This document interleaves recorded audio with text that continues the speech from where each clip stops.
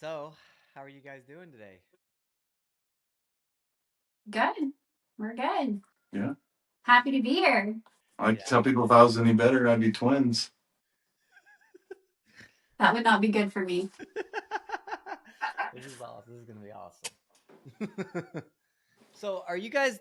Is that like a legit background, or is it that AI background I'm seeing? It's a photo. Yeah, I just picked a photo. We thought about doing it from the greenhouse, but it's really loud in there right now because Yeah. all the heaters are running. So, Oh wow. So, yeah, where are you guys at? Missouri, southern Oh, Missouri. nice. So I went to school in Northwest Arkansas. Okay. Yeah. So, Yeah, over the Fayetteville area. Yeah. Yeah. Yeah. Yeah. And that's actually where I started Crucial Four. Was like in Okay. Bentonville, Fayetteville. Yeah. cool. Yeah. Our table came from there. Like we had a custom kitchen table, and we ordered it in there. They're out of there. That's great. Cool. They are. Yeah. Yeah. Yeah. So It's you in guys my running propane in the greenhouse? Mixture. We've got propane and electric. Nice. We can't run it all on electric right now, but normally we maintain 55, 60 with just electric. But when you get into the teens, we've got to turn the propane on. Yeah. Oh, so you use the propane. So what kind of electric situation is it? Just like a 220 volt like setup electric style? Uh, no, I mean it's 110. So we have a 60 amp service that we pay to have run out there. Okay. And then because like even during the winter, we will augment it with some extra grow lights and things like that just to Yeah, help everything out a little bit. Because I mean it just gets so cloudy. I know. I mean, I Yeah, augment with lights as well. And yeah, I've just been, over the years, I've done had a few different setups, but I'm just running a hoop house, so I got plastic. I'd imagine you're running like panels in your house. You're not trying to heat up a plastic hoop house unless you've got it like double insulated with the blower fan in between the layers and all that. yeah. No, yeah. It's all polycarbonate and it's pretty sealed up. So, It was Nice. our big splurge last year. We put a big deck out on it, so we go sit up there. And yeah. when it's nice outside, that's kind of our retreat is to go sit up there on some deck chairs and get away from everything. But Yeah, awesome. yeah, Yeah, that's kind of when I started my little setup. I grew up. My grandpa has like before he passed, there's a couple thousand acres in the family. He owns so much. He's a rancher, and whenever I first kind of started doing my own thing, it's just like what you just said. It's like a retreat, being outside, being out in it all. And but I'll tell you what, I almost took the fun out of farming there for a while in the beginning. That's kind of been my saying. I took the fun out of farming because building infrastructure has nothing to do with growing plants or harvesting animals or tending the yeah, animals, and then you're fighting, what do I build first? What do I build, second? And then like yeah. how many projects do you want to tackle at once? And then, just to add to like that serenity of being out in like your area and the weather's nice.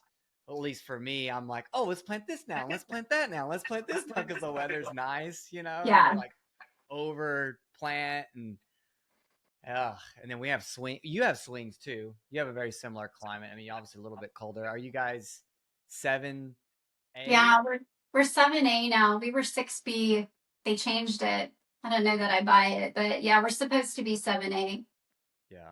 Yeah. yeah. For Awesome. us, it's fencing. Like fencing takes the fun out of it. And like every time we buy something, we're like, it's what $250 to go 100 feet of fence. Like that could have been Like, feet of fence. yeah, that could have been another 100 feet of fence. Everything is turned into. Every financial decision. Yeah. How much fencing could that have been? Sorry, this camera. Are you doing barbed wire or? No, we're doing 2x4 welded wire, Oh, okay.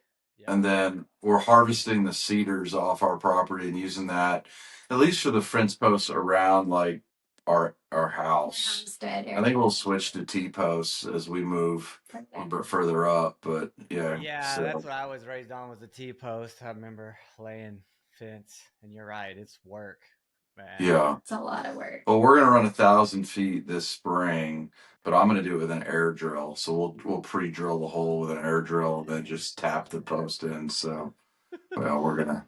So you've We hand met dug everything since?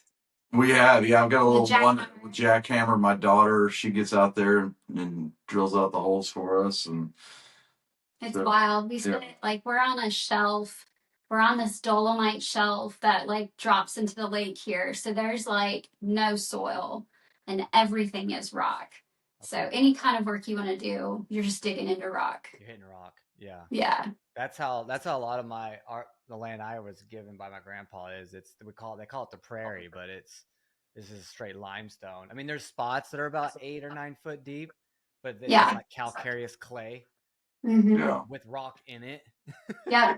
like huge chunks of rocks. But then you'll hit that shell, and it's just like, wow, yeah. this is It's been pretty interesting.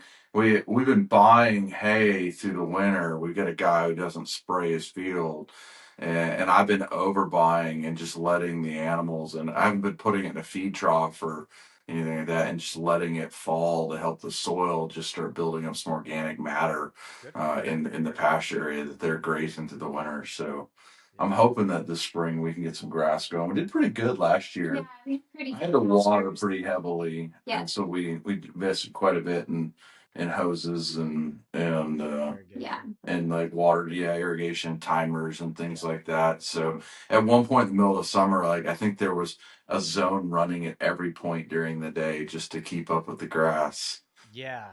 Yeah. And you're obviously able to pull that out of your well, so it's not like you're getting charged for it like most Yeah. people would be. But yeah, so we're pushing out pasture. We started it last year. We're going to finish it this year, and so we've got a couple. We've got a ram and a buck, and I need to be able to get them out of the pasture because we want to start controlling when we're breeding, and so we're trying to create a little bachelor pasture Bachelor pasture. to get them out of the flock and the Yeah. herd and keep Right. them off by themselves. So More infrastructure. yeah, More yeah, more infrastructure. infrastructure, Yeah. Yeah, no, I but. get it. I grew up all around all that, and and I love it. My uncle has done regenerative beef, dairy. I mean, he took the legacy over from my grandpa, but he stopped doing beef because I mean he would just get beat up from the steers and everything, and he's getting older, and so Yeah. he switched everything to lamb. So he just started doing regenerative lamb, which I'm super excited about because I've been actually consuming more lamb than I do beef here lately. But Yeah. I love We had a we had regenerative. our first lamb drop 5 days ago. She's 5 days old. Yeah. Yeah. The first like we Joel put together the breeds that we have here. We have hair sheep and wool sheep. And so she is the very first of our like little special breeding program. And she is beautiful. She's so perfect. I cannot wait to see the others drop here shortly. She was early, but she's doing well. Yes, we have Texel ewes, which are a larger wool sheep, and then we have a Katahdin ram. And everything I read about the people who are mixing those two, you get a larger finished product, They're very but a very hardy, stable product as well. So that lamb should be kind of the first generation of what we're trying to produce. Mhm. So we'll Yeah, see. But she's adorable. I mean, day one, she was jumping around and hopping all over and playing and just driving her mom nuts. So it's amazing how quick they go from helpless to, enjoying life. it's not like our children. No, No. not at all. Not at all. And then we had a baby goat as well. So we've got a couple Nigerian dwarfs. And so, yeah, we had a mom drop a kit a few days ago as well. So we've got a couple young ones running around. That's so cool. Everything. Yeah. One of the most powerful experiences I ever had, and I think this probably affected me and kind of pushed me to where I am, the trajectory where I went was, I would my biological father wasn't around too much. Had an amazing stepfather, but my mom's an archangel, right? Huge family. That's the family I'm talking about, the land, blah blah. But I would go there very often, right? Like we were probably only 30, 45 minutes from my grandpa and my grandma on my mom's side.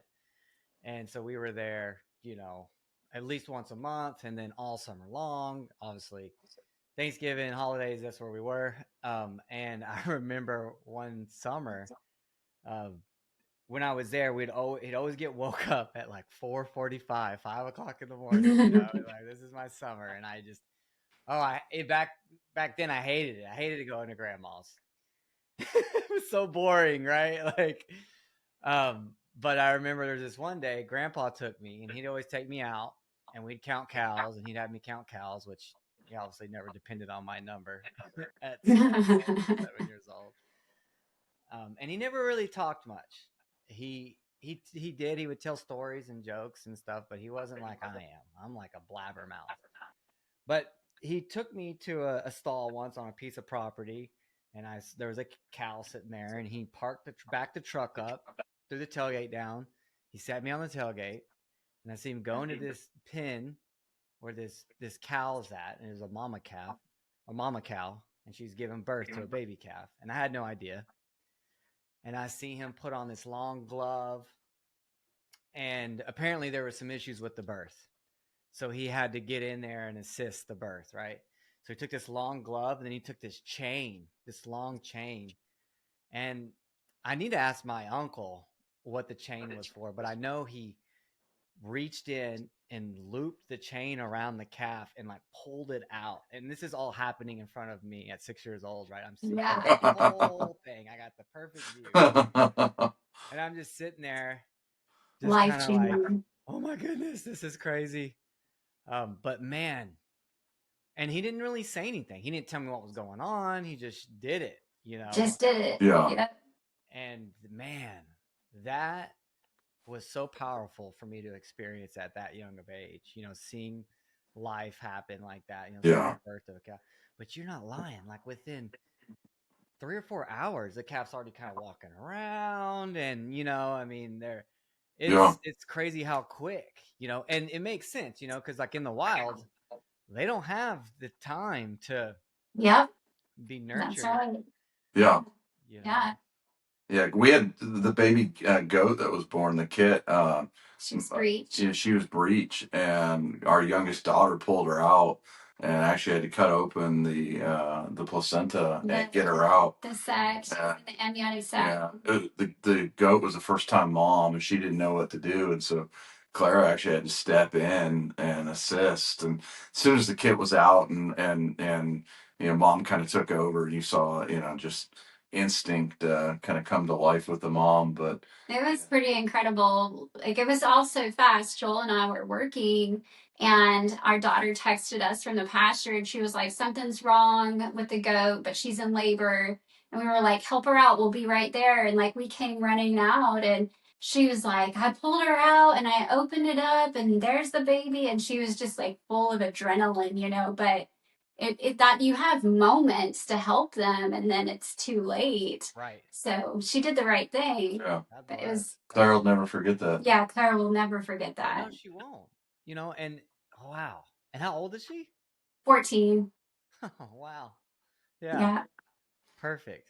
Just old Yeah. enough to get a win. Yeah, yeah. Yeah. That was crazy. Like I was telling some folks at work today about that, and they're like, "Why'd she call the vet?"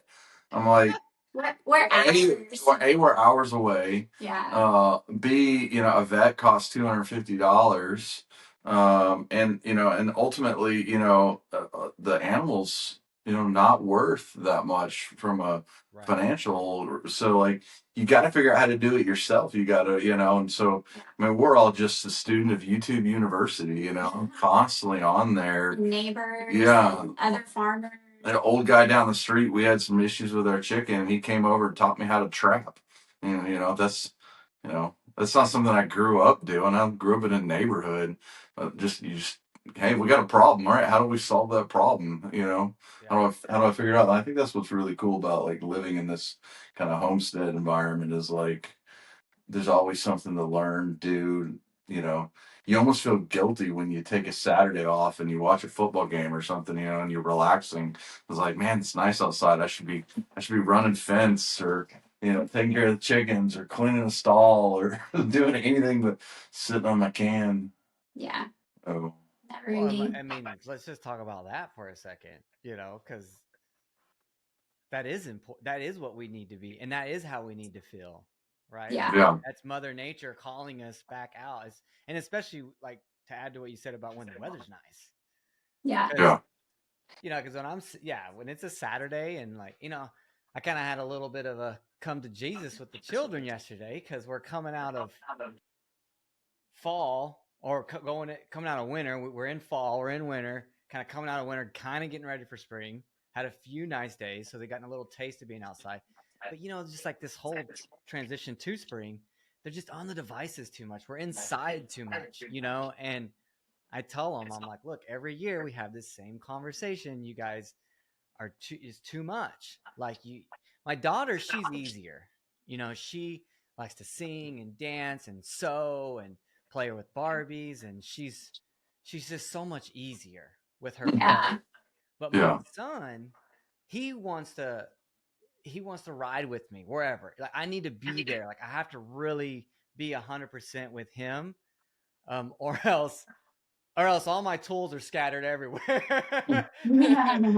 or Yeah. or Yeah. and I'm okay. I like in the beginning it was hard, but then I've just learned that like, okay, for Christmas, guess what you get? You get your own set. You know what I mean? Like Yeah. Yeah. you can do your Yeah. own thing with your own drills, and all the leftover scraps are all yours, but man, every time I hear him out there running a saw or something, I'm like, oh, I don't know if So, anyways, boys are different, man. Like it's just like, woo, Yeah. yeah. Yeah.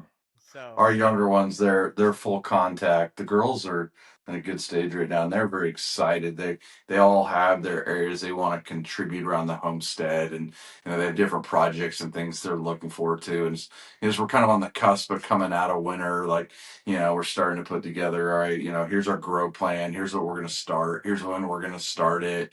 Do we have the space in the greenhouse to get going? Even down this year, like looking at just like even like looking at our soil and like pH levels, and literally I was like googling, cucumbers are my passion. I love cucumbers, and we do these cool arcs and everything, yeah. and like talking about like getting getting our pH right in our soil just to really kind of maximize production this year. So There's yeah. always When are something. you fighting? Because that's kind of my specialty is horticulture, right? And I have my own perceptions on pH and soil and whatnot, but I've been using like the Albrecht method and done things completely different than what I was taught in school.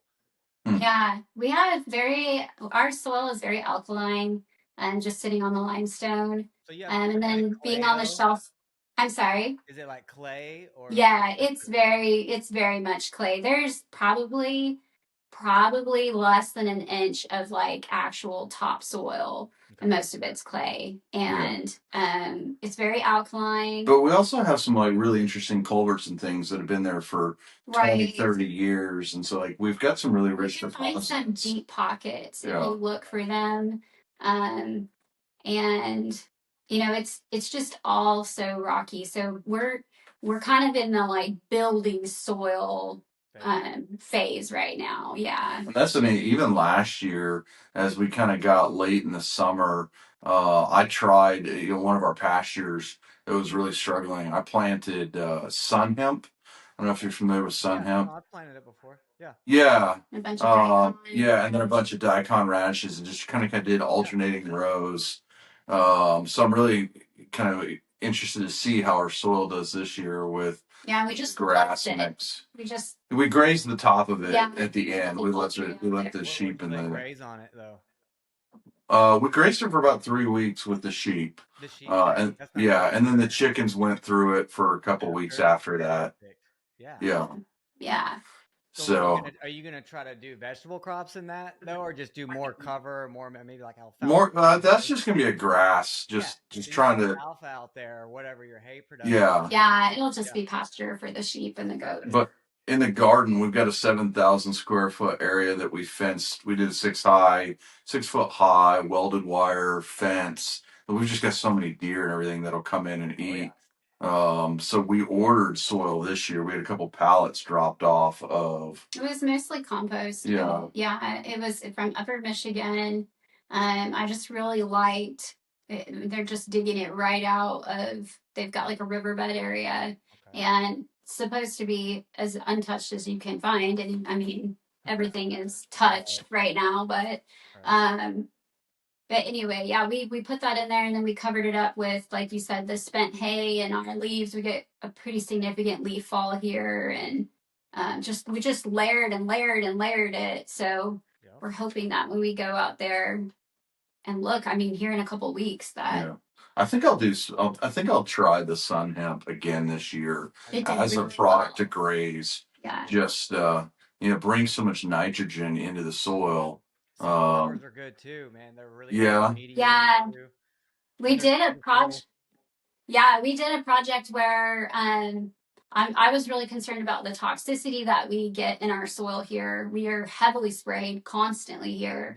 And so the girls and I did kind of like a mushroom and sunflower thing and got that closer to some crops. And then we had the other side of the garden where we didn't have those things going on. And sure enough, anything that was near those sunflowers or the mushrooms did much better Mm-hmm. than where we didn't have cleaners, Yeah, they're mediators. surrounding them. yeah. Yeah. And what I like about the sun hemp for sheep too is you can do a repeat graze. Because every time the sheep graze it, and if you don't let them graze it to the end, It'll every reset. time they graze it, it'll fork and come back up and Yeah. split. So I think we're going to try our lower pasture this year with sun hemp and rotate the sheep through there about every week.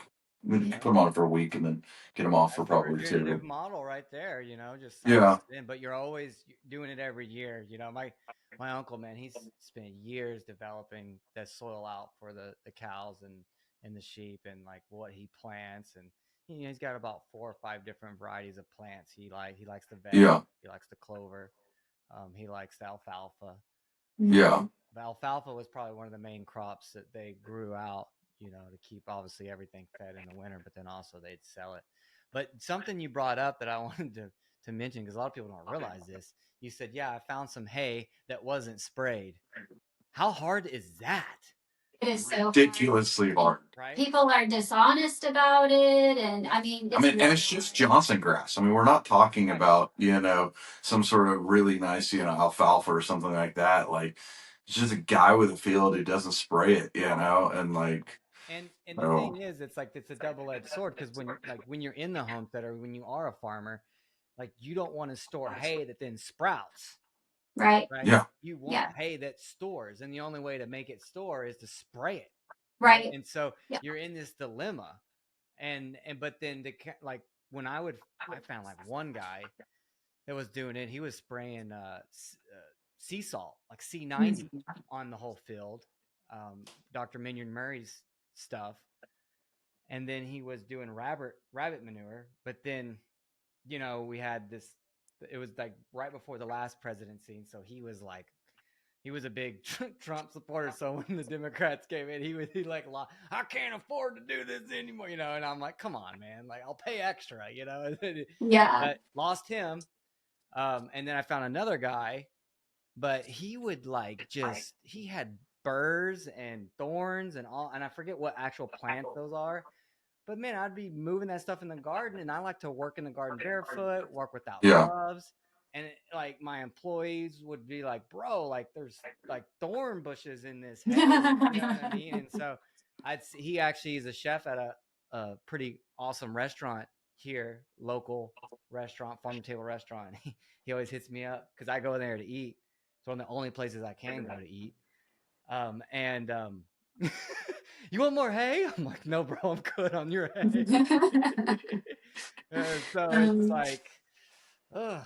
But hay's the best because, I mean, especially if it's, in a big roll, not in the bales. I don't like baled hay. yeah. I like the rolls of it because, man, I can get 2 or 3 of those, and I'm only growing food on like half an acre, maybe a little bit more than half, but yeah, an acre if I count the orchard and all that stuff. But it's a miracle, man. Like because when I first got on the property, clay everywhere, I teamed up with an arborist. mm, I don't know if you guys know this, but most in my area, arborists have to pay money to dump their wood chips. yeah, And so, I would just be driving around to pick up the kids somewhere on the back roads. I always take the back roads to our place in and out of Dallas and stuff when I have to go there. And I would just stop and be like, "Hey, you're gonna have to pay to dump that, aren't you?" You know, and kind of simple. Yeah, yeah. I'm like, "Well, they're not charging over at," and I'd give my address, you know, and they'd be like, "Really?" And I'm like, "Yeah, yeah." So in the beginning, I was getting just truckloads dumped at least 2 or 3 times a week in peak season, like whenever Yeah. That's harvest was done. nice. And then Yeah. I just spread about a foot or two across everything. Oh wow. And now when I walk out, even to areas that are high traffic areas that I haven't turned into beds, it's like sponge, Yeah. right? And the other cool thing is in those nice spring misty mornings, mushrooms are Yeah. they're everywhere, right? So Oh yeah. that created that fungi mycelium food web, which is like the internet. Like without that, you don't have the Right. internet installed in your soil, so to speak, right? Yeah. Yeah. But when you do have it, like if you have a little pH issue over here, or maybe you have a mineral deficiency over there, that network will actually help balance all that out. So if there's an Mm. abundance somewhere else, it can draw and pull it and bring it back. Yeah. It's so It's so amazing. cool. Yeah. Yeah. So We rented a commercial shredder last year yeah, 'cause we had so much We had a dead tornado down. come through, Yeah. like right up the house, and it just shredded the trees as it went through. So we ran all that through the shredder and had a mountain of mulch, and we used that really well last year. Most of it went into the garden. Yeah, I most of it stalled went into most of beds. it. So Yeah. yeah, you got Yeah. to yeah. be careful with it being fresh because it Yeah. will rob, it'll suck up all the nitrogen, you know. Yeah. Yeah. But the other thing though is you can make biochar out of it. Yeah. That's on my list for this year is to do my own biochar. So And I'm there, really excited you about know, that. everyone's got their own way of doing it. Yeah. But if you have an abundance, the easiest way is just to get a big, you know, metal barrel, drill Yeah. holes in the bottom, and then elevate it on some bricks so the air can go underneath and come up. Right. And then Yeah. just put a top on it with a small chimney. And then you time it. And it's not very efficient. Like you'll burn through a lot of it. But then Yeah. like I would get it to where I thought it was ready and I would dump it and then I would just hit it with the hose.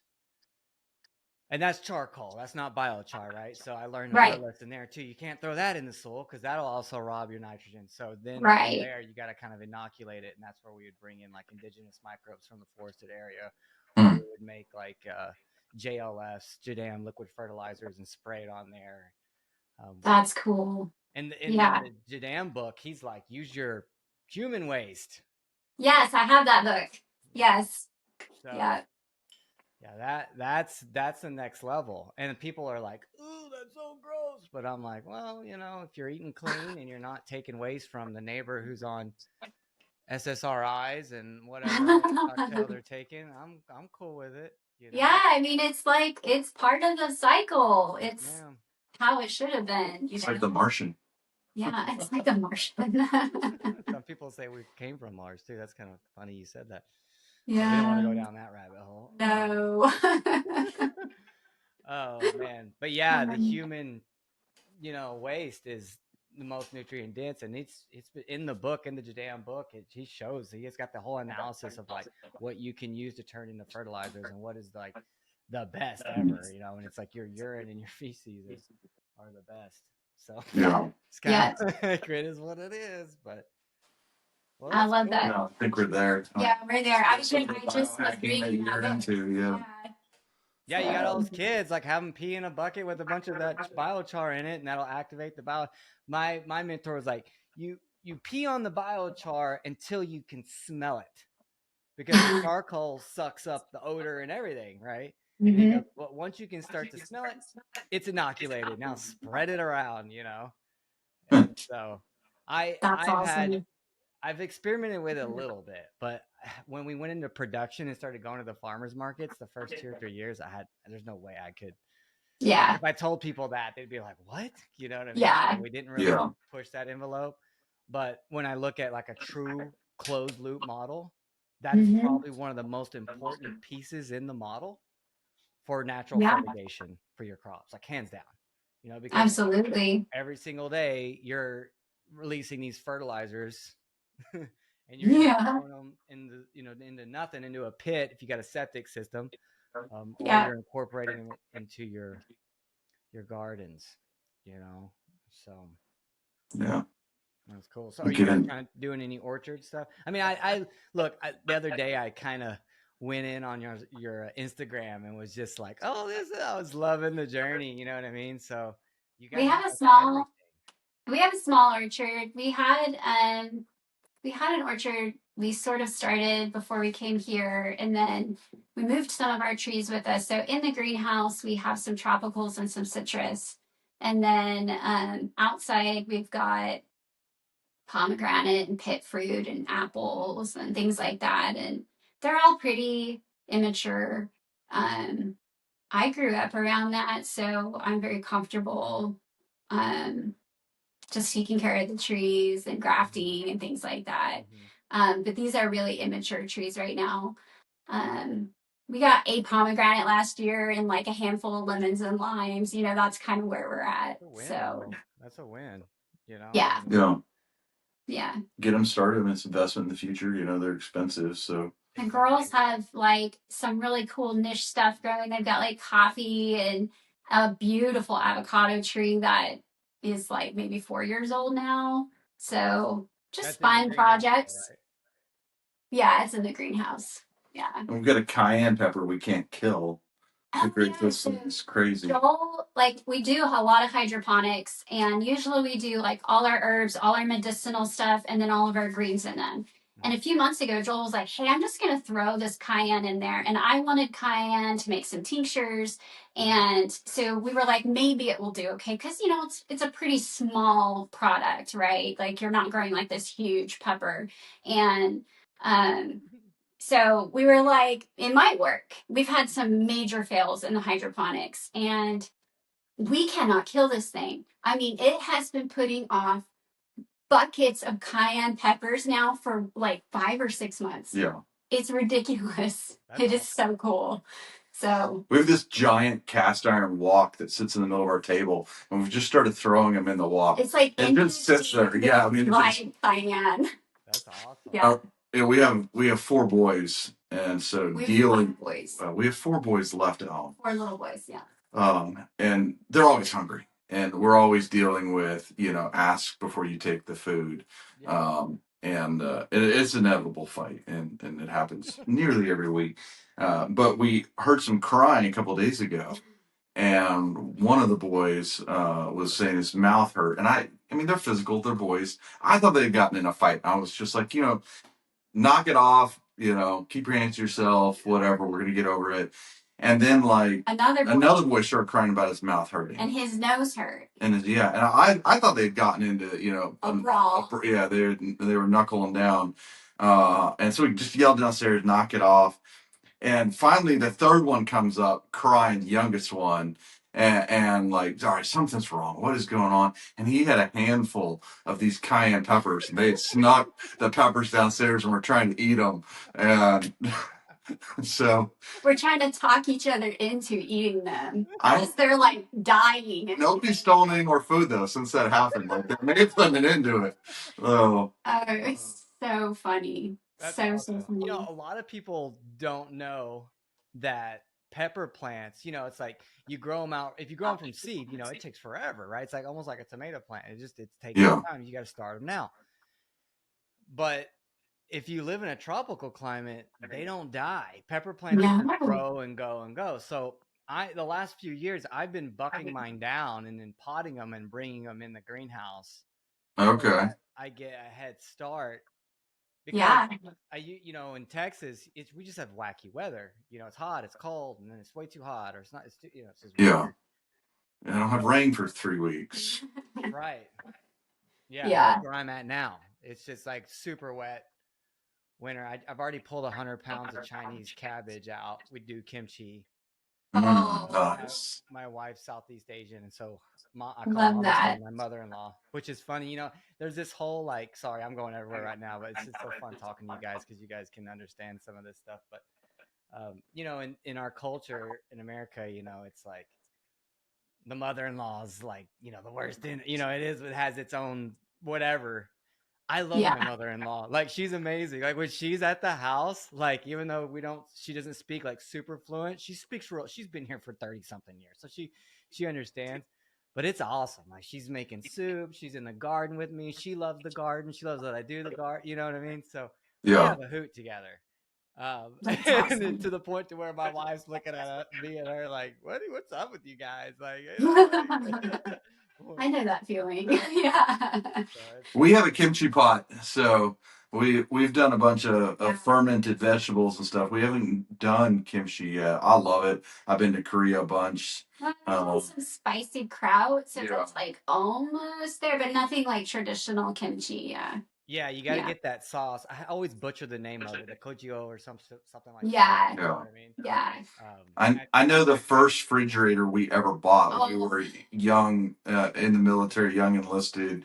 It we was it didn't was buy it. It was gifted to Yeah, it us. was the only one we could afford, which was free, and it had been a couple's kimchi fridge. But they didn't tell us that. And so, like, I mean, everything for years tasted like kimchi. I mean, our milk tasted like kimchi. Yeah. Anything we needed to refrigerate when we were overseas, it Wow. was Rough. it Yeah. was Those potent. are hard to find. You know, the vertical fridges that aren't split or have a freezer Yep. door attached to them. I've got Yeah. one, and I love it. And then I had a really big commercial fridge. I'm just going on rants here and going everywhere. I hope you guys are okay with this. Hope it brings something up for you Love guys. it. But I had a big commercial fridge. I think I paid a couple grand for it, and it was used turbo air, Chinese crap. Let's be honest. And sure enough, within like a year, it pooted out on me, right? So then I had to go look at to get it serviced. The guy's like, "Hey, the compressor's out." I'm like, "Man, how much?" And I was like, I could figure it out. I could YouTube it and figure it out and spend an afternoon or maybe two, getting it.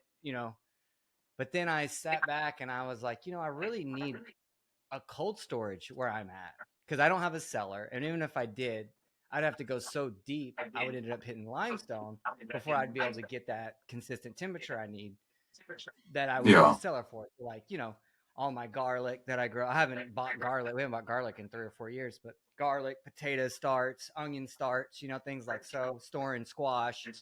Yeah. So anyways, what I ended up doing is I got a, a window unit, an AC window unit. I cut a hole in the side of the fridge and I installed the window unit inside of it. Huh. And there's this unit you can buy, and I can't recall the name of it off the top of my head, but it bypasses the sensors in the AC unit. So I can actually run that thing and I can get it down to 32, but I keep it Oh, at like that is 20. so cool. I think that's maybe we have some friends, and he's very much further along in the sheep journey. Anyway, he's aging his sheep now, That's and right. he built a cold storage, and it was something he figured out how to bypass. Yeah. And Bot. It's a cool bot. That's how Cool he's doing it. bot. That's what they're Yeah. Yeah, called. They're cheap. They're like a Yeah. couple $100, or not even a couple. They're like 130, 150. And yes, they bypass an AC unit because you can pick up a window AC unit for, Yeah. depending on the size of what you're wanting to cool, right, will Yeah. determine the size you get. yeah, But I mean, Yeah. He's like made a whole room in yeah, there. yeah. He's like doing dry aged lamb. Like, It's really cool. yeah, yeah. For New Year's, we bought a leg off of him, and I smoked it, and it was So good. so good. so So tasty. good. Like the best lamb you've ever had. Good. Yeah. Yeah, I've struggled a little bit with some lamb producers here because it still has a lot of these guys. I don't know if they're not separating them out the way they're supposed to, or the breeds that we have here. But you get kind of that real strong, we'll call it lamb taste or whatever. You know what I mean? Yeah. But Yeah, man, Yeah. I've had a handful, and I've had some stuff from New Zealand where they've got it dialed in to where it tastes like almost like beef, but better. Yeah. yeah, Yeah. So I'm yeah. always This kind of was almost like that quality. Yeah. I definitely think I smoked it like a brisket. I mean, I've got a big pit smoker. I put that thing about 220 degrees, and it sat there for it's just 10, 11 hours. Yeah, so it was, good. dry rub it or wet. yeah. Just dry rubbed it with just some just like some traditional like Greek seasonings. It was just our dried herbs and Yeah. I think like paprika. I didn't think of that. Your salt. Your fresh. Oh, awesome. Your fresh dry herbs, though, right? Like your fresh Yeah. oregano, or at least Yeah. dry. Yeah. But from your. Is that not the best thing ever? So Well, much we just pulled off the grow tower. I mean, let's literally, it's go. like it's right next to our fridge. You know, we just walk over there and pull some dill and pull some oregano, and I am on a you know, mission right now because not everyone can do what you're doing or even do what I'm doing. But I'm on a mission right now to get everyone to grow some herbs in some pots. You know what I mean? Like, it's so easy. yeah. and not just that, it's also so powerful in that, like, It is. having like fresh oregano, and everyone's talking about, oh, you need to take oregano when you get sick. I'm like, just grow it yourself. Like, it's so easy to grow. Yeah. Just eat some oregano. Yeah. Yeah. I mean, we started our grow towers. We've got 3 of them now, and each of them will support up to 90 plants. And we started growing mostly lettuces and things like that. Now I think the 2 inside are almost all herbs. They're all herbs, or they're all medicinal. Like my wormwood grows in there, and it just keeps on growing. Yeah. It keeps on growing. I just cut off of it and dry it. Yeah, I mean, almost everything medicinal we do is from the grow towers now, and it's just so easy. Mm-hmm. But yeah, you could do it in pots if you didn't want to do a hydroponic. Like, use your windowsill, and we've got pots everywhere. We've got maca root growing in the living room. yeah, We've got we'll call saffron is going in the other windows. Yeah. I've got some Cuban lettuce growing on some other areas. Let's just talk about that. Yeah. That's so cool. So, like, something I wanted to ask that popped in my mind's eye, because you said you switched the lettuce to herbs, and I noticed, like, for me when I first started, I was growing a lot of, like, traditional vegetables, and now I don't grow hardly any. Did you guys run into that where you were growing stuff and, like, you just noticed you weren't eating it? Like, I think I think that, like, what nourishes our family is just kind of this really specific set of vegetables. Exactly. And when I figured that out, that, the others either were being wasted, we were just feeding them to the chickens, or, which is not a bad outcome. No, it's not a bad outcome, but we just weren't handling it well. I was seeing, like, tummy issues in my kids, or I was seeing inflammation in us. And so we just have this kind of really narrow little stack of what we like. And so that's what we grow. And a lot of that is herbs. Yeah. Right. So, and I use a lot of herbs as you would use greens. Exactly. Yes. So, yeah. This is exactly what happened to us. I would grow. Kale's real easy to grow, right? And it's like, I'm like, I'm not gonna eat this stuff. You know what I mean? Yeah. Super high. The birds I hate love kale. The birds love it. It's great for the birds. It makes the nice and dark, and they love tearing it up. But yeah, I was like, no more kale. No, I'm done. And because I was building out 100-foot rows, and so in my mind, I'm like, okay, each row needs to have that one thing, right? It was the worst decision to make. Like, how much lettuce I threw out, how much, like, the kale, okra. Yeah. I couldn't even keep up with the okra. And you guys have a similar climate, so I'm sure okra grows bumper there with you guys as well. Oh my goodness, the okra's insane. Yeah. My dad loves okra, so I'll do like 1 or 2 for him, and that's it. That's all you need, though, right? Yeah. Yeah. That's all you need. But I mean, chickens love it. So some of that, is good animal feed too. Because we consider where we're not just growing for our immediate ingestion. Yeah. It's never a loss. It's always no. You're learning, right? And Yeah. you're never losing. And so, but yeah, I ran into that because when you start thinking of your traditional garden, when you first get into it, you just think about a lot of things that when you really sit back and look, it's like, do you actually eat a bunch of that? Yeah. We can't grow enough carrots. Yeah. We eat a lot of tomatoes. We eat a ton of cucumbers. And both those, we have really great recipes to preserve them and set them aside. Right. And that's what I was going to say. It's what do we ferment, and what do we pickle, and what do we can, and like, what do we freeze dry? Yeah. So, and then, like, the harvest, right? Right. Yeah. And then, like, what do we give away, and what do our friends like? What is our family like? And so that kind of has shaped what we grow. And I imagine, like, when we move and we have like a different group of people around us, it will probably change a little bit. But we do minimal veg, lots of herbs, lots of fruit, and then obviously a ton of meat and raw dairy products. Yep. So, yeah. Yeah, it's not like you're full carnivore. You're still incorporating some vegetables, but you're not vegans. You know what I mean? Right. Like Yeah. Yeah. you're not. Yeah, And I've done both of those and me they do too. not work. Yeah, and I So was raw vegan for 7 years. I think the only reason why I was able to pull it off was because of the products that I created. Like I had somewhat of some nutrient density there, but I was yeah. Yeah. withering away. My hormones were getting out of whack. I was having Yeah. cavities, which I've actually healed through more an animal-based diet. You know, especially after I read Right. Weston A. Price 15 years ago. Yeah. And I Yeah. just went from raw vegan to raw carnivore almost. I still was Yes. like in Yeah. the raw Yeah. box, but We're big on raw. Well, the girls, our daughters are 14 and 17, and they can make a mean tartare. They know how to make ceviche. Like, that's very popular here in our house. And I just feel like that is so nourishing. We feel so alive when we eat that way.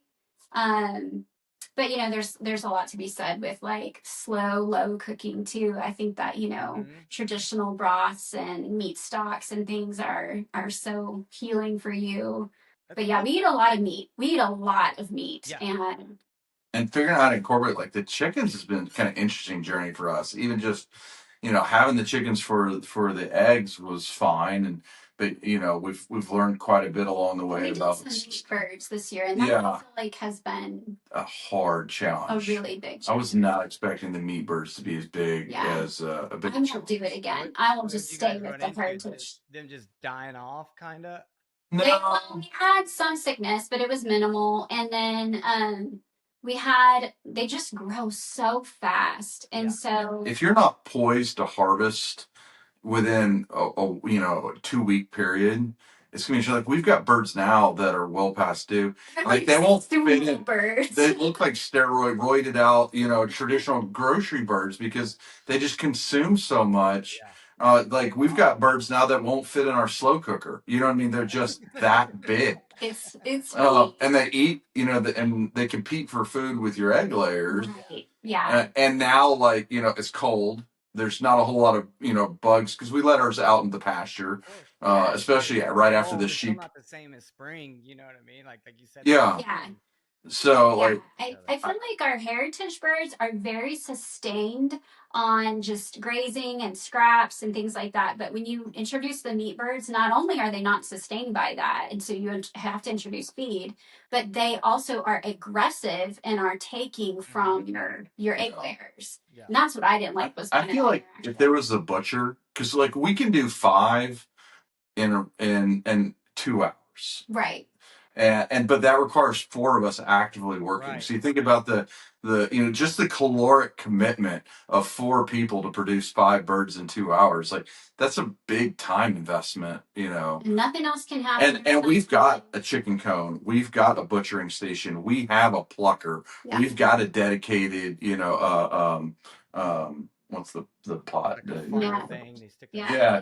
So like, we're all set up to do it. Yeah. And my youngest daughter and I go out there and we do the harvest and we get the birds clean and featherless and then we bring it in. Christine and Layla will do the butchering.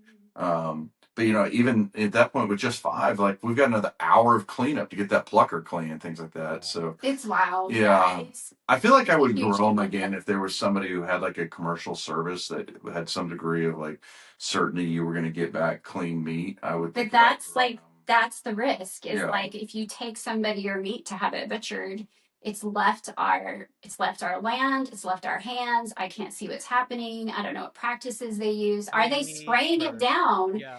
Yeah.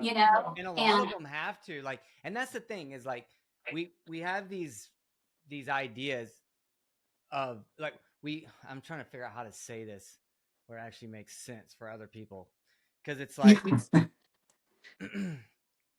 those are businesses, those butchers, yeah. right? And a lot of these guys they have a thumb on them, right? With the regulation, right? Yeah. Big regulation comes in, Yeah. and it's like USDA. you got to do this, you got to do that, Mm-hmm. right? But then, like you guys on your homestead, you can do whatever you want if it's just for you and your consumption. But as soon as you want to start to kind of move that to someone else, then all of a sudden, big regulation comes in on you. Right. And so, it's yes, everything you said. The birds leave your property, and it's all of that. But because it's not because of these people per se, but because of big regulation that has their thumb on these people. And Yeah. that's like the most craziest thing that a lot of, and these are small butchers. That's what people don't realize. These big corporations, so anything you're buying at the big box store, it's garbage. Yeah. Like, I'm Yeah. sorry, but It's like you have garbage. no idea what you're It's getting. like And the we've least. got a small butcher. I mean, standalone store. Yeah. And we talked to him the other day. I'm like, hey, we're finally going to produce some lambs this year, and I mean, I can process a deer or a lamb, and I can get some relatively decent cuts, but I'm not a professional butcher. If Well, you the want, way you're all the doing it, like, yeah, if you want all the like the perfect bone in like cuts and everything like that, like, that's mine. You were curious, And I asked and him, you just drop it off. and the answer is no. Like even deer now here in Missouri, like Yeah. there's no just taking your animal to the butcher, and dealing with it. So yeah, we're about to make an investment in a food grade bandsaw, and Yep. I'm gonna start. Yeah, we're anti-regulation. So just so like we make that super clear, like I feel like that is what we were trying to help other people understand, is that they don't have to participate in those rules. Yeah. There is a way to live outside of that. But do you really? But it's hard. It's hard. You got to understand the time commitment. Even a simple chicken, 4 people to process 5 chickens in 2 hours. Like that's a big investment on a Saturday. And then you got to do all the lead up. We deworm our chickens with natural herbs. And that takes 2 days. You want to start 2 days ahead of time. Yeah. So it's. no, Yeah. I can see it on you, on your faces. Like I know, I've lived it, and it's like when I would ask you guys questions, I could see Christine, I could see kind of looking to the your left, and I could just tell like of all the memories and everything. And it's not that it's, and then Joel, you said something to the effect of like, I feel bad when I'm sitting on the couch and I'm outside. There's always something to be done. There's always something to do. That it's work, and so people see things on Instagram and they're like, oh, I want that lifestyle. Yeah. Like, Yeah. oh, you do? Yeah. You really want that? Like, how It's about the highlight some reel. herbs in your windowsill first? Yeah, exactly. Or come on out. I mean, that's why like we're toying around with some agritourism ideas. Yeah. And actually, like you think you want to raise meat chickens? Well, come on out. Like let's butcher one together. Yeah.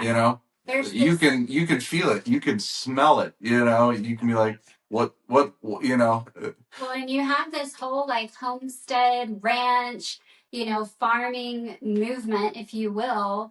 And I feel like a lot of people do not understand the grit it takes to get there, and the things you have to give up to get there. And so I feel like if we could have, and we get asked this all the time, so we're kind of feeling like maybe we should just do this.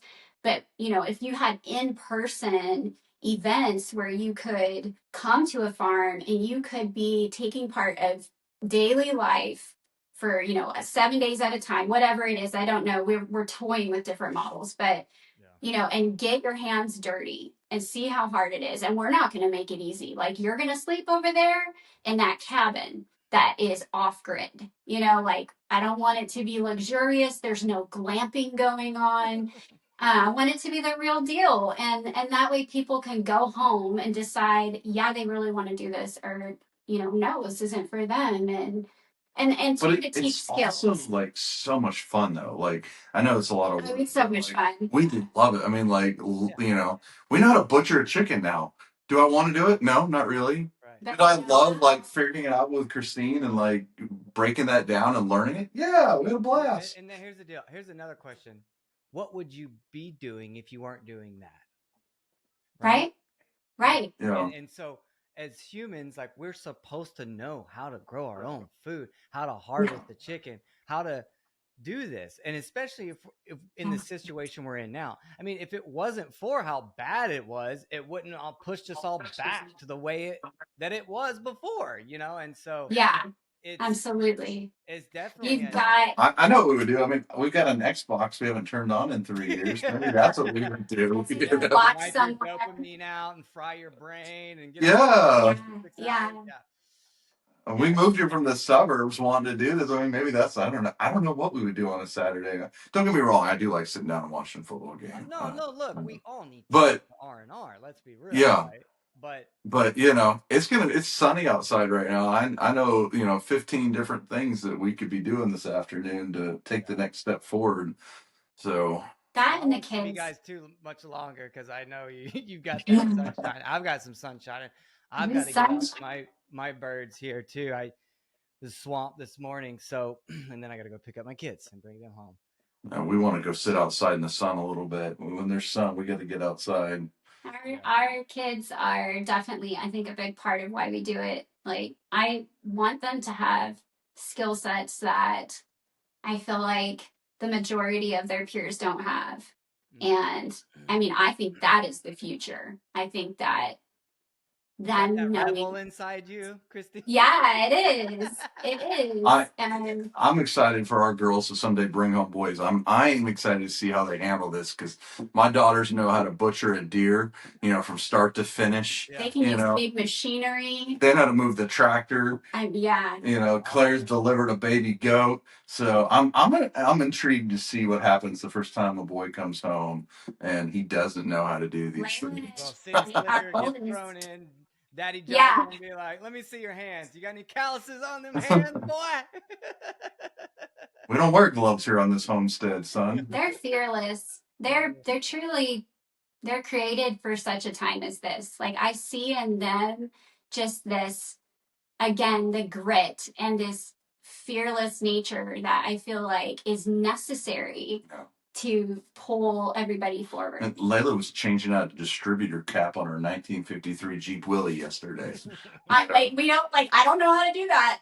And she was like, I got it, mom, you know. And the cool thing is, So we have the channels like YouTube University, right, to be able to yeah. learn anything like that. Like, Yeah. it's what's so awesome. It's like I think about my grandpa, like they just had to figure it out. Like he Yeah. could drive down to neighbor Joe and talk to him, or meet him at the local general store, you know, that morning, and But just there's so much fun in that too. I mean, like our What a neighbor great who thing. taught me how to trap, you know, he's like, all right, go order 7 of these Duke's leg traps. Go get one of those, what are those orange candies that look like orange slices? He's like, you need to get a packet of that and meet me outside tomorrow afternoon. You know, and he's like, all right, you chew this up, you spit it in that right there. We're gonna set the trap, and tomorrow you'll have a coon guaranteed. Yeah. You know, he's got 3 teeth left in his head, and by God, we had a coon in that trap the next yeah. And morning. imagine who taught him, and then who taught him, Right. and then who taught Yeah, him, right? That's like 7th, 8th generational knowledge brought to you. You can't actually find that on YouTube, right? You can only find that yeah. in the store. Well, And that's I like seeking those guys out too, find an opportunity to engage them and learn. And just That's like, I'd love to have that, like I'd love to have people like that teaching. Like when we offer things for agritourism, or we call it survival tourism, but I would love to have guests like that be there and just share that knowledge that's generational that is being yeah, lost. It's so rapidly being lost. yeah. But yeah, anyway. It is what it is, right? But you guys are paving the way, and you're getting that knowledge instilled back into the human genome, and that's important. And yeah, it's definitely my big mission too. You know, it's like yeah, I have this crucial 4, and always, I've always been pushed to the farming. You know, that's how I was raised, and you started growing a lot of the stuff for the company here. yeah, Um, And you know, I've got some, like I said, I've got some land up north, but we're really looking at doing something in Costa Rica too. We found that for us, that's just a really amazing place to do some agriculture, and I'm That's super awesome. excited to. We'll see. We're gonna roll the dice. We're gonna roll the dice. We're gonna give it a go. You know, we've got some people that want to team up with us. They're gonna make it real easy for us financially to do something like that. You know, so that sounds really exciting. yeah, you know, it sounds like a lot of work to me. You know what I mean? Like, but I'm down. You know what I mean? Like I'm gonna work, and I'm gonna work hard. You know, Yeah, It's an so that's adventure. never gonna change. So I'd rather be doing something that A keeps me outdoors, right? Yeah. But B, like man, that place is, there's something to be said about. I've traveled all over the world, and there's something to be said about that place. And 99% of all the energy produced is produced sustainably. You know, No. they're not really on the same grid we're on, and you know, Yeah. it's just cleaner. Um, it's just Hmm. super clean. And I'm a fruit guy, and I love mangoes and bananas, and I love, you know, and I can't grow those in Texas, you know, and but I can grow berries here, and I can grow apples, and I can grow pomegranates, I can grow fig trees, you know, and I can, you know, but you know, it's kind of weird here too, though. It's like where you guys are at, you get that nice deep cold, so the apples just come out so much better. Like I struggle with apples here in Texas because it Hmm. does. What'll happen is it doesn't quite get cold enough, and when it does, it happens short. But then 2 weeks after, it'll bump up in the 60s and 70s, and so the trees think it's spring, and they'll Right. start flowering, and then we get another freeze, and so all the flowers drop, Yep. Well, Drop. Yeah. and then so it's a difficult, Yeah. even though the average temperature is 68 degrees here, the Yeah. fluctuations that happen so quickly, you know, again, it makes it challenging to it's like Yeah. mulberries, though. That is one thing that I can grow here. I could grow fields and fields of mulberries and not have to do anything, and it would do. And that's what I've learned too, right? It's like what do I want to grow versus what will grow well, and then yeah. what will I actually eat a lot of. Yeah. it's it's kind of, you're adhering to Mother Nature, to your lifestyle, and then the reality of it. Because you know, like, let's be honest, like you said, you're growing avocado tree in the greenhouse and all that. But imagine that's easy in the greenhouse, right? Because you've got it heated and cooled, and everything's nice and pristine inside there. But it still probably takes quite a bit of attention just for those one trees for your girls. It does. And quite a big electricity bill and a propane bill. Produce like they would if you had that tree in Costa Rica. Yeah. You Right. know, you're struggling for a handful of produce versus, you know, And I wonder buckets even full. just nutritionally, like you grow Right. it in the ground in Costa Rica versus I'm you having to grow it feed in a it pot in a greenhouse that we're feeding with, you know, continually. yeah, Yeah. Yeah. Yeah. Yeah. begging the tree to survive and produce a couple avocados. Right. Yeah. You know, you've got areas in Costa Rica that aren't really designed to grow food in, but it is a volcanic area, right? So you've got a lot of that paramagnetic rock, and you just see it everywhere. You see just life just growing everywhere. But a lot of people struggle with some things there. They don't have some of the other elements in the soil. So Hmm. and yeah, Yeah. because I'm like you, Joe. Like when I first went down there, and I was like, I can grow anything out here. If I can grow in Texas, I can grow anything here. Like this is crazy. Yeah. And then I start talking to guys, you know, or maybe we'll be by the coast area, and they're like, I'll talk to a guy. He's like, yeah, I tried to start a garden here, but it didn't work. I had to go, you know, an hour this way. But when we went an hour that way, oh man, you know, so it's learning. It's just a Hmm. totally different ecosystem, a totally different Yeah. deal. There's a lot of these microclimates everywhere there. So you kind of have to, and you get so much rain too. You have to like build things from more of a permaculture standpoint. Like, how does the water move on the property? Where does it go when it rains too much? Because if you start Yeah. making rows and start building things out and you don't know where your water's going, you're going to create a mess, or Yeah. you're going to blow out all your beds and blow out all your hard work, you know, in your Yeah. soil. Yeah. So That's cool. That's It's really wild. it's That would be fun to experience. yeah, well, maybe one day. I mean, our goal is to kind of similar to what you guys are, I think, talking about is like ecotourism. You know, like showing people how it's done. You know, I really think that that's where you could, you know, monetize what you're doing, because, you know, selling what you're growing and all that, just we all look, it is what it is, right? Like it's not gonna pay the bills. It just doesn't. Not unless you yeah. are full throttle, have a full system in place, treat it like its own business. You both work 40, 50 plus hours a week solely on the farm. Yeah. It's like the only way to even make that feasible. And that's like, you know, you might bring in 200 grand a year, you know, and then more Yeah. than half of that's labor at 15 to $18 an hour, right? Which that rate Yeah. keeps going up because people can go get $15 an hour jobs at Amazon, sitting on their ass all day, driving around delivering packages. No one wants to get outside when it's, you know, 10 degrees outside, right, Joel? And lay fence with you and show up on Totally. time. And I know I didn't go out this morning when it was 15 degrees outside. I sent my daughters out to walk the pasture. God bless you. I'll say this: when mine were young, they seem so much more interested in all this. But especially my boy, as he's gotten older, it's like all he cares about now is soccer and like he likes doing jujitsu, and then like he likes, all his Yeah. friends are playing these games, and I'm like, dude, you got to stop consuming and start creating. What do you want to create? And his whole deal now he's getting smart and strong. He's starting to become a problem, Joel. And he said, what did he say to me the other day? Well, you're in front of the screen. Why can't I be? He's doing that card, and I'm like, first off, you don't pay bills. Secondly, I'm talking to actual humans on my screen. I'm not, so I have to like explain all this to him, but it's, I know our daughters, we've really encouraged them to find areas that they like want to contribute and kind of try and turn things over. And some of it's worked, some of it hasn't. Layla, we thought wanted to get into bees.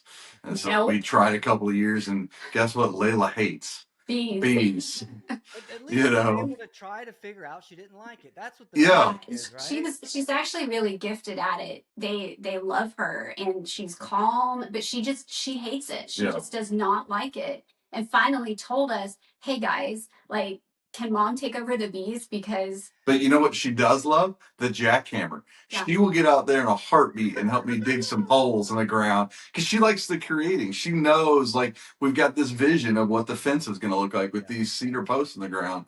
And she likes it. Tool. Yeah, she likes the big tools. Yeah. Machinery. But Claire doesn't want anything to do with fencing. Nope. But she'd be happy to get out there and plant flowers all afternoon. Yeah. And take care of the garden and do the weeding and.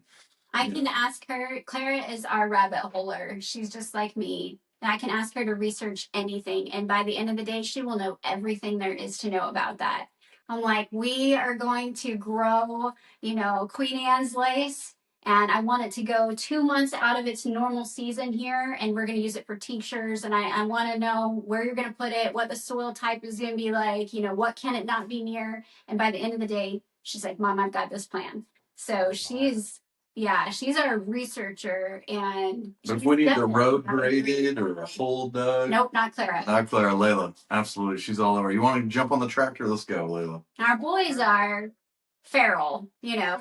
Our boys are they're super feral. They're super feral. They're 4 to 7, 8. He's just now 8. And then our oldest, he's left. They just moved. He's newly married. So, they are about as good as leaving Joel's tools out, like you were saying earlier. And then it rains the next day or that night. Right. So we've got a few years before they're helpful. But yeah.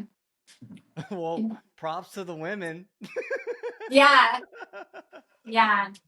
We've toyed with. They also leave my tools out.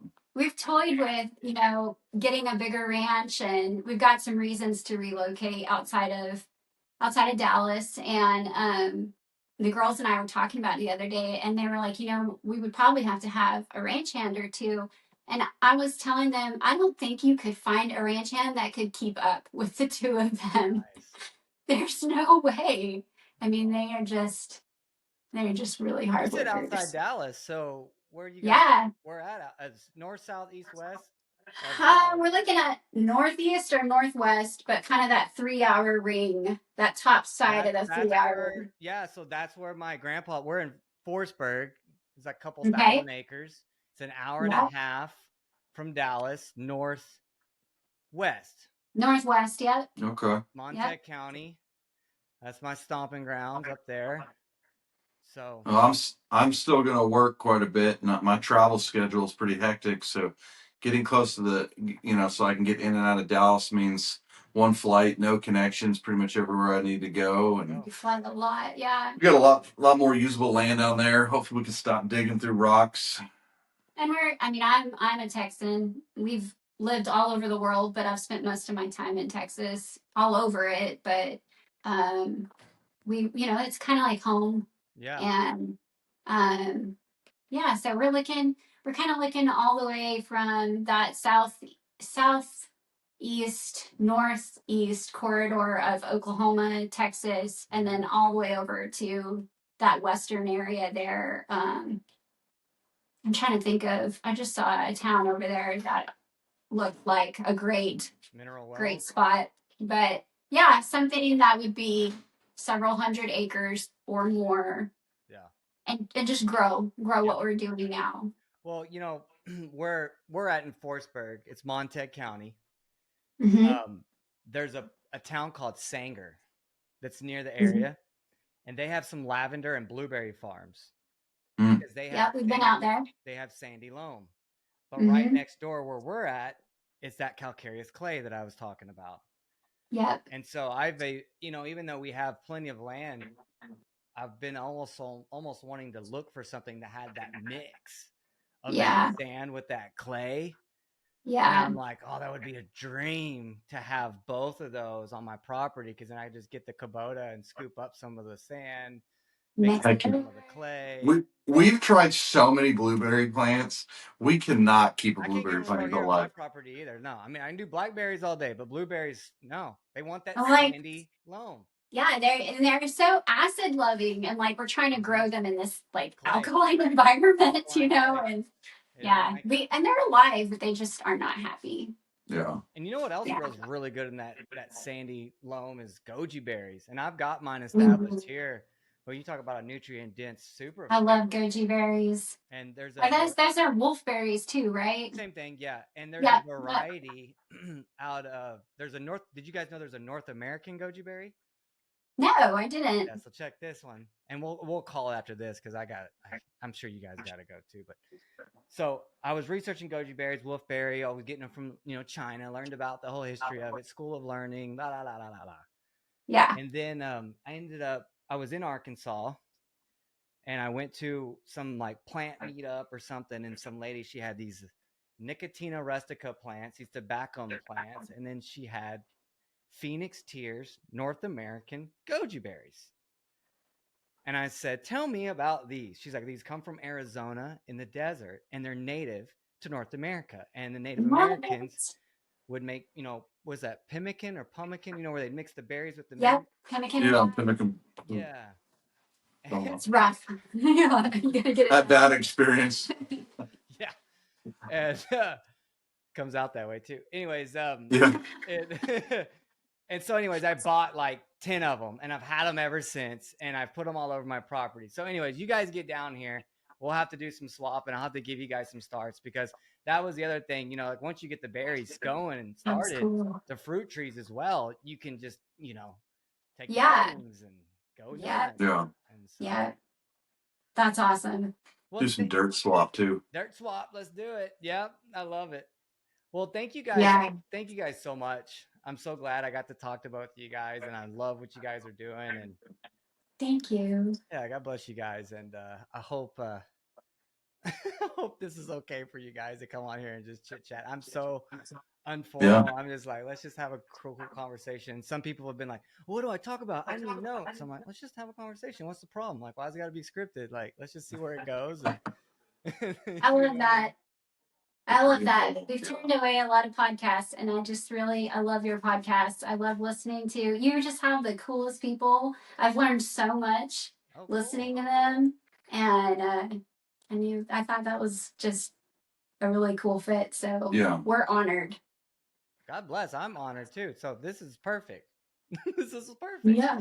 So if I know you guys have like a little e-course thing you offer, right? Because I kind of went through clicked your link, and then you guys have your website, and then you have like yeah, we have some guides on there, and a bunch more in the works right now, and a lot of it's free.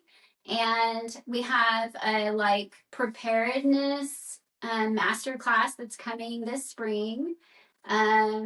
We've got our Substack, and yeah, we're really passionate about putting out as much free information as we can. We have a pretty big holistic health following, and we have a pretty big kind of like self-sufficiency following. Nice. So, you know, our hearts are there. How can we help people in those areas, and how can we share education in those areas? So And But then, yeah, that's out Homemade Revival. Yeah. yeah, homemaderevival.com, right? Yep. Yep. Awesome. So anyone listening, I want you guys to check that out. Give it a try. Thank you. Give them a look, because what they're doing is awesome.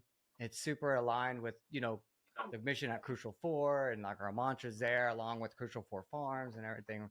So it's just Yeah. it's such a breath of fresh air to connect with people like you guys, because I'm sure if you're anything like me, I got about 5 really good people that I talk to, you know what I mean? And then outside that, it's just kind of like, Yep. I like to keep my circle tight. So It's a tight circle. Yeah, it's a tight circle. Small tribe. Yeah, yeah, and I for think sure.